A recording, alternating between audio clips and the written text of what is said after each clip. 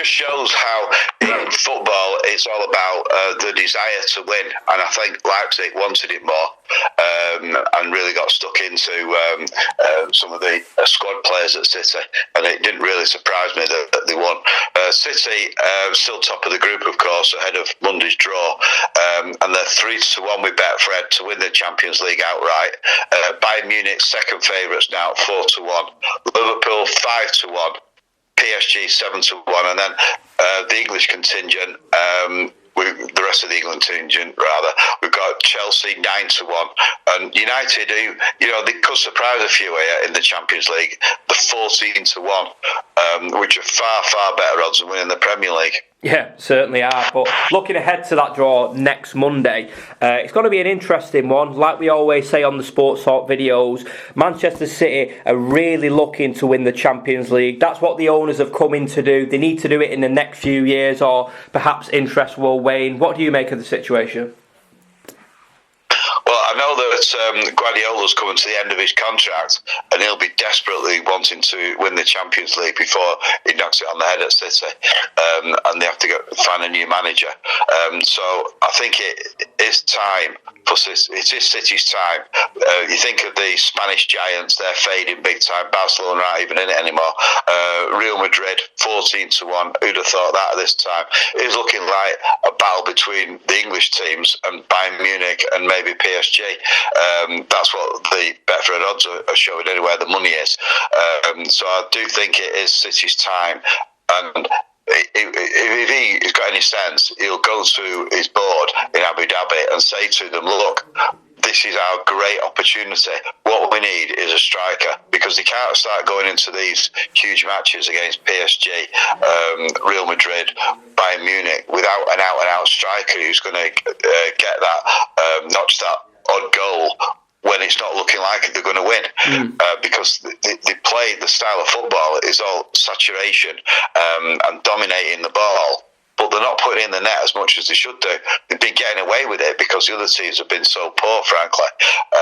But I think this time City really need to shell out in January and get that extra striker who's going to put the ball in the onion bag. Yeah, they certainly do. And you touched upon it just then, but Barcelona, who'd have thought it? Barcelona in the Europa League against the likes of West Ham and some of the lower ranked sides. I mean, it's strange to see. They were the top team in Europe for years and years, and now they're in the Europa League.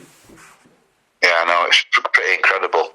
And Real Madrid aren't doing much better either. It just shows the dominance of the Premier League and why those people on the other side of the channel wanted to drag us into that ridiculous idea of a European Super League, because they know with the power of the Premier League, it's just taking over. I mean, if you look at those odds there, we've got four of the top of our English teams in the top 7 in the odds. So it is more than likely going to be another all-English final again.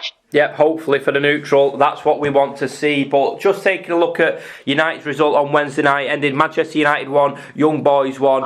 Not a bad result given the side Ralph Rangnick put out. I mean, you saw Charlie Savage, son of Robbie Savage. He made his Champions League debut. So, yeah, he's giving some lesser-known names a chance on the pitch. Yeah, you say lesser-known names, but for me, the standout character, the one that Ralph will be looking at big time, is Mason Greenwood, because he scored, and he probably is much more akin to his style of play than, dare I say it, than Ronaldo, Rashford, and some of the other more established players at United. So watch this space, but I can see that Greenwood will play even better, will relish the opportunity under Rangnick to perform, and that was a great start. Yeah, it certainly was. So a lot of players at Old Trafford have got a lot to prove to the new manager. They'll be hoping to impress him this weekend when they make the long trip to Norwich. Peter, what are the odds looking like for this one? Well, it won't surprise you to know that United odds on 9-20 to win, Norwich 6-1, Ronaldo 5-2 to score first, and I mentioned Greenwood there. He's 7-2 now to score the first goal, ahead of Bruno and Rashford. Cavani, he hasn't had much of a say so far under the new era at Old Trafford. He's 3-1 to score first, but I do see a substantial victory there for United at Norwich. Absolutely, that's a late kick-off, that's a 5:30 kick-off, but the early kick-off to 12:30 at the Etihad Stadium. It's Manchester City hosting Wolves. Peter, what are the odds for this one, please? Well, City are 1-6 to win against Wolves at home at the Etihad. Wolves 18-1. Bernardo Silva, I mean, he's been in fantastic form of late. He's 10-3 to score first. Foden 7-2. Jesus and Sterling both 4-1. And then you bring in De Bruyne, Grealish, Gundogan, Mahrez. They're all 9-2. Just shows how the odds are sort of blurring together there on the first goal scorer, because it's hard to evaluate who's the most likely to score. First of all, we don't know his lineup, of course, but we certainly don't know who's going to be in any false nine position. So it can be any one of those. That's why the odds are so attractive at Betfred for the first goal scorer for City. Yeah, absolutely. Well, as usual on the Betfred Sports Talk, we take a look at some TV content. I'm a Celebrity, well underway now, just a few weeks left to go. Peter, what are the latest odds for this? Well, David Ginola is now 6-4 favourite.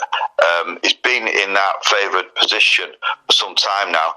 Danny Miller is 5-2, and in the Battle of the Soaps, Simon Gregson is 11-4. The only woman left in it, Frankie Bridge, she's 11-2. So it's looking between those four. Excellent stuff. And just finally, you always got big winners at Betfred. You've got another one this week. Tell us a bit about how. Is it a man or a woman? It's a guy in Scotland. All right, brilliant. And you always have big winners at Betfred. One guy scooped a lot of money in Scotland. Tell us a bit about this. Yeah, he's a taxi driver from Glasgow, and he has basically done the double-double because he won the 10p Lucky 63. He had 10p Lucky 63 there, and so his total stake was £12.60. And he won 27,000. But at the same time, with the same 6 horses, he put his bet on the Scoop 6. In the Scoop 6, all the horses have to all win, whereas in the Lucky 63, you can still win with one failing to. So he had the same 6 horses at Sandown and Aintree. And on that one, he had a £4 bet and won £42,000. So his total win was £69,000. So, and he did exactly the same 2 bets 5 years ago, right, when he won 62,000. So, anyway, I spoke to him, and he's a grand chap.